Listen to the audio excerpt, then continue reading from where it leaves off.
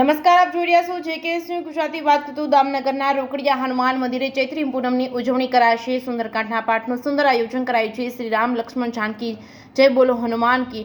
મર્યાદા પુરુષોત્તમ શ્રી રામ ભગવાનના પરમ સેવક હનુમાન દાદાના જન્મોત્સવ નિમિત્તે દામનગર શહેરની મધ્યમાં આવેલ 350 થી વધુ પૌરાણિક રોકડિયા હનુમાન દાદાના મંદિરે ચૈત્ર સુદ પૂનમને મંગળવારે હવનનું આયોજન કરવામાં આવ્યું છે. સમસ્ત બ્રહ્મ સમાજની વાડીમાં બપોરના સમયે દાદાના ચરણોમાં થાળ ધરી સેવક સમુદાય પ્રસાદી ગ્રહણ કરશે. રોકડિયા હનુમાન મંદિરોના ઇતિહાસ મુજબ 350 વર્ષ પહેલા મૂળદાસ બાપુએ અહીંયા મૂર્તિની સ્થાપના કરી હતી. ત્યારબાદ મંદિરનું નિર્માણ અને શિખરનું કાર્ય થયેલ છે. આ મંદિરની બાજુમાં કૂવો આવેલો છે. સમય ખુલ્લો હતો, જે સમય જતાં ઢાંકી દેવામાં આવ્યો છે. આ કૂવામાંથી પાણીનો અખંડ પ્રવાહ આજ દિન સુધી અવિરત હનુમાન દાદાની કૃપાથી વેપારી મિત્રો તેમજ રહેવાસીઓના મીઠા મધુરા પાણીનો લાભ લઈ રહ્યા છે. 30 વર્ષ પહેલા બારડાવાળા ઘનશ્યામ બાપુએ આ મંદિરમાં હનુમાન ચાલીસાના પાઠ શરૂ કર્યા હતા. દર શનિવારે પાઠ સેવક સમુદાય દ્વારા કરવામાં આવે. દર ચૈત્રી પૂનમના દિવસે યજ્ઞ કરવામાં આવે. સમૂહ પ્રસાદના આયોજન કરવામાં આવતા આયોજનમાં 400 થી વધુ ભક્તોએ પ્રસાદનો લાભ લઈ ધન્યતા અનુભવી છે.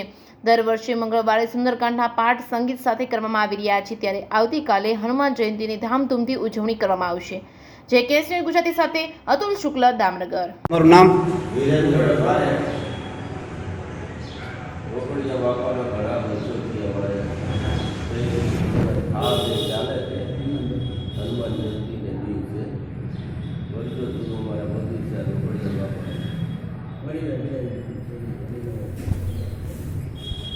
વડીલોની વર્ષોથી કરતા અમે પાછળ કરતા આવીએ છીએ. બધા છોકરા ચોપડિયા પરિવાર છે અમારું, મંડળ છે. કેટલા વર્ષથી આ ચાલે છે મંડળ? ઘણા વર્ષોથી ચાલે છે.